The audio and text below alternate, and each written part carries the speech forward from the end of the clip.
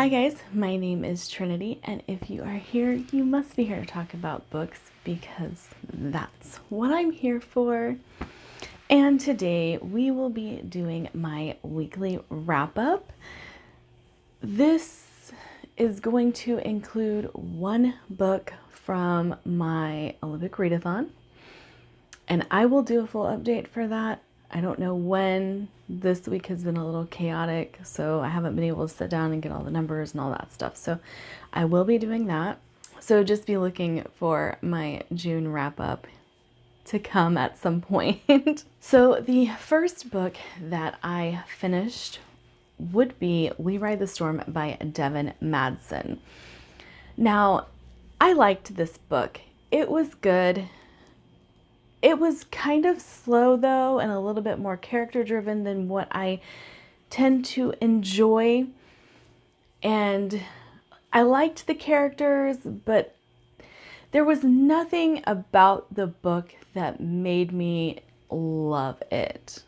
The writing was good, the characters were good, and the story was good, but none of it was great. And so I ended up giving this a 3.5, which I think I rounded up to a 4-star on Goodreads.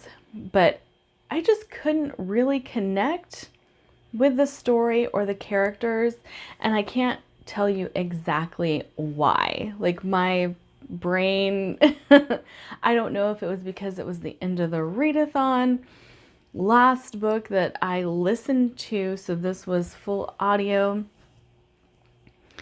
But I just wasn't connecting with the characters at all, and the story was kind of getting lost in my head. Very well could be that it was the last book that I listened to for the readathon. I'm not sure, so take all I have said with a bit of a grain of salt because it was okay. It was okay. Like I said, it was good, but it wasn't great. The second book that I read would be Voice of War by Zach Argyle. Now you guys know that I was very nervous to read this because Zach Argyle is actually someone that I talk to on Twitter and Discord, and so I didn't want to, for some unknown reason, dislike the book. However, that shouldn't be a concern. I should have known this going into it because me and Zach read a lot of the same books. And like a lot of the same books. So it should be no surprise that when I read Voice of War, I gave it 5 stars. There were so many aspects of the book that felt familiar, yet they were very original. So think like Mistborn, the way the magic system works. It had that feel to it with the way the magic system works in Voice of War. I love the Witchland series, and this deals with thread witches, and that was also another familiar thing to me. One thing that I absolutely loved about Voice of War was that it was a little unpredictable. That is a very, very hard thing for authors to do from my reading perspective, because I figured out like long before. I don't read mysteries because they're never mysterious to me. But I end up figuring them out. Voice of War had a couple of moments where I was like, oh, this is interesting. This is intriguing. Where are we going with this? Had me guessing. And so I was very, very excited by that. And then we have parents. There are parents in this fantasy novel, and they're good parents. And so I was very, very excited to have that. You guys know that I have been reading Queens of Renthia, And I'm so excited to read book 2 because there is a mama bear figure in there. But so often in fantasy, we don't get the parental figures, but there are parents in this and they are good parents. There's a good daddy. There's a couple of good mommies, and I am over the moon by that aspect. And then Zach Argyle's writing is actually very good. I am one of those people who doesn't like a whole lot of description, a whole lot of filler in my fantasy novels. And too often you find fantasy that is 1,200 pages and, 800 of it's filler. So I really don't like that in fantasy. And Zach Argyle was very good at using description to progress the story. I loved it. That's the one thing I really love about Anthony Ryan. The description adds to the story rather than pulling you out of it. And it was so good. Definitely a 5-star read. I'm so excited to pick up the next one. I believe it's Stones of Light. And it ends in a way where you just need the second book. It's not quite that cliffhanger, but again, so I can definitely compare Zach Argyle's writing to Anthony Ryan because Anthony Ryan does this. It's what I call a clean cliffhanger where a lot of things are wrapped up, but there's still more that you need to know, like going forward. And it was very, very good. I enjoyed it so much. So happy to finally have that under my belt, having read it. I recommend it to any fantasy lover, especially if you've come across Anthony Ryan and really like his writing. So the next one, I don't remember if I gave this 5 stars or not. I probably should have. But Velocity Weapon by Megan O'Keefe. I loved this book so much.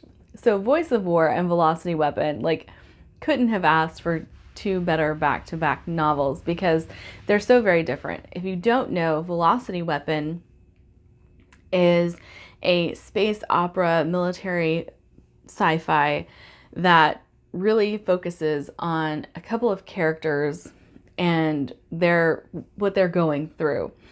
Velocity Weapon is very complex, and I say that I don't want to turn anyone off who is not into hard sci-fi because I feel like there are some aspects of Velocity Weapon that are hard sci-fi, but they're not in your face, just all the time, overdone. And everything that's happening within the novel is very intriguing, so it keeps pushing you forward. I have encountered another favorite character in Sanda, and I really, really enjoyed the way that this story unfolds. So in the beginning, you're not exactly sure what's going on. There has been an event, and that's all you know. And during this event, Sanda has somehow lost her leg. This is the very beginning of the story, so this is not spoilery. But she finds herself on a ship that she doesn't know. It's not her ship. And quickly she comes to find that this ship is run by an AI. And things progress from there, but it's very, very interesting the way the story unfolds because it's told from Sanda's perspective and her brother's perspective. And her brother is in the hierarchy of the world that she comes from.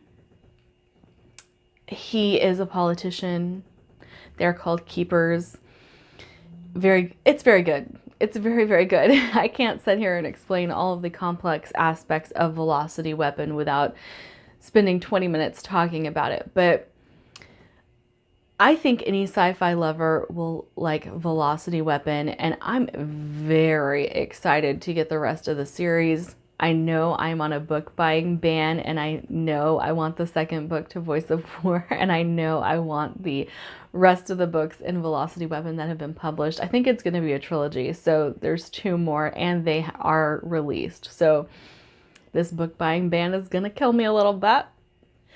So the next book that I read would be Ink and Sigil by Kevin Hearn. Now, I got this as an ARC, and I don't know what I did with my copy. Like, I can't find it. I put it somewhere, and now I'm like, I have no idea where I put it.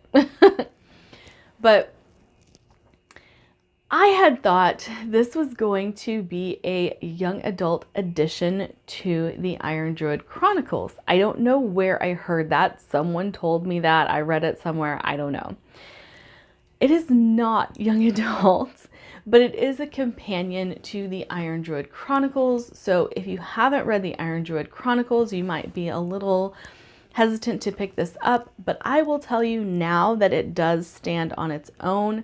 There are characters from the Iron Druid Chronicles that make their presence known in this series, but I didn't find it hard to follow at all, and it's explained really well who these people are. So you're not lost trying to figure out what's going on.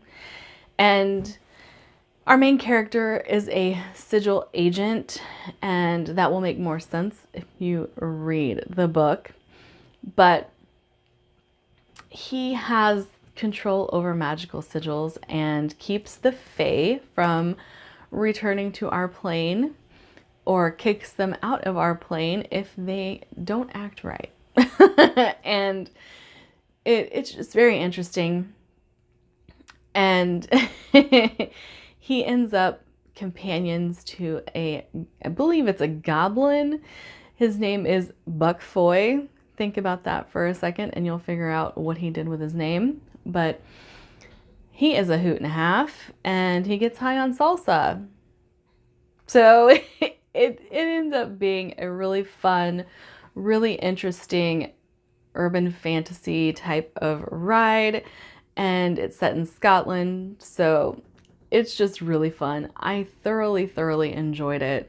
I gave it 4 stars, and I'm excited to pick up the next one, which again, my book buying ban is going to be hurting here in the near future, because I do believe the second book of Ink and Sigil has also been published. But I highly recommend this series, and I do plan to pick up the Iron Druid series now that I have started Ink and Sigil. I do own it. Kevin Hearn, though, I need to say this. He is highly creative. Every single book I have read of his has brought just a whole new world into perspective, and I absolutely love it. I love his writing so much, and if you haven't picked up any Kevin Hearn, I recommend that you do, because they're really good. So the next book that I read would be the Book of Koli, and I say that I have read this. I'm close to finished with this. Pay no attention to where the bookmark is, because I'm tandem reading, so I'm reading it and listening to it, going back and forth, and I'm a lot further than what that looks like, but I'm almost finished with this. I've just got like 50 pages left, so I'm gonna go ahead and give my thoughts on this, because I don't think it's gonna change by the ending of the book. I like this book a lot. So a lot of people had pitched this to me as Horizon Zero Dawn in book form, and I can definitely see why. There's a lot of elements of Horizon Zero Dawn that are in the Book of Koli. Now, don't think that you're going to get Aloy's story by reading this. It's not the same thing. But there are a lot of similarities between Horizon Zero Dawn and this book. The one thing, I think I'm going to land at a 4-star for this. This book is incredibly slow. Incredibly slow. So it's taking me a long time to read it, even though I'm very interested in what's going on. I'm interested in Koli's story. I really like it, but it's taking me a long time because it reads so slowly, and it is Koli telling the story of his life. So it's kind of one of those things where this book wouldn't be to my taste if it was about any other subject, but because it does have that Horizon Zero Dawn feel, I am very invested in it.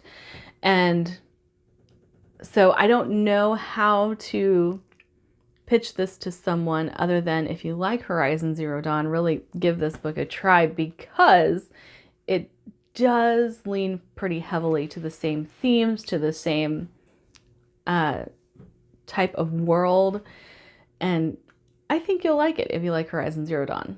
Now for the books that I am currently reading. In the Quick by Kate Hope Day, I took the dust jacket off. This is not what I thought it was, and I blame myself, but I also kind of blame the marketing of this book just a little bit, because I am almost 60 pages into it. Yeah, almost 60 pages into it, and the girl is 12.